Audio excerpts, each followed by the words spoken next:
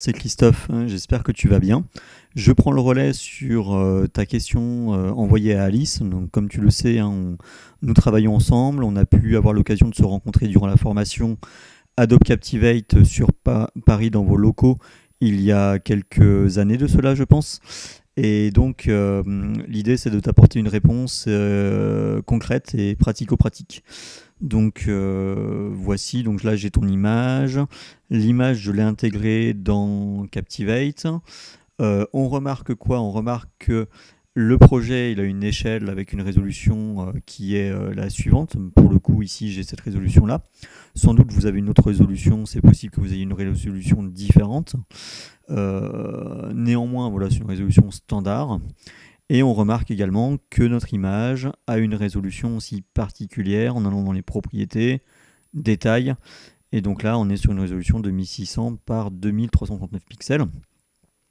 Et on est sur un format de fichier en JPEG qui, en fait, le format donc JPEG est un format, je dirais, un peu le parent pauvre des formats de fichiers d'image et qui a du mal à supporter les agrandissements ou les réductions, contrairement au format vectoriel ou ce qu'on appelle le SVG qui permet en fait d'être agrandi ou réduit. Voilà, et ceci explique cela. Ceci explique que l'image est un peu toute rabougrie, toute pixelisée, pas très jojo, d'une part. Hein, et effectivement, là, lorsque je vais publier, on va arriver à lire, mais c'est pas net, quoi, en fait. Hein, c'est pas net.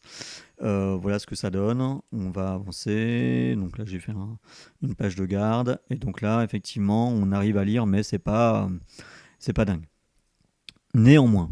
Néanmoins, compte tenu qu'on a un document assez technique, avec beaucoup de documents d'informations à lire, différentes catégories, je me positionne en tant qu'apprenant, je me dis, bah tiens, sans doute ce document va me permettre de répondre à des questions, voilà, on pourrait imaginer, ou ce document, je vais en avoir besoin par la suite pour pouvoir répondre à des clients.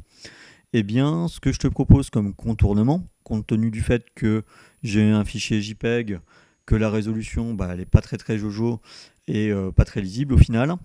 Donc ce document, ce que l'on peut faire, on peut l'intégrer à un fichier Word, donc en pleine page, hein, comme ceci. Donc le fichier Word, voilà ce que ça va donner.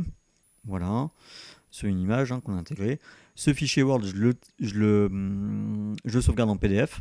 Voilà, pour pouvoir garder et le fixer pour éviter qu'on puisse le perdre, on va dire.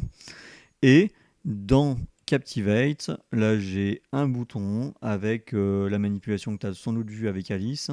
Ce bouton va permettre d'ouvrir un fichier, donc le fichier PDF. Donc ainsi, si je reviens sur mon exemple, là je clique sur le bouton et là je vais avoir le fichier PDF qui s'ouvre.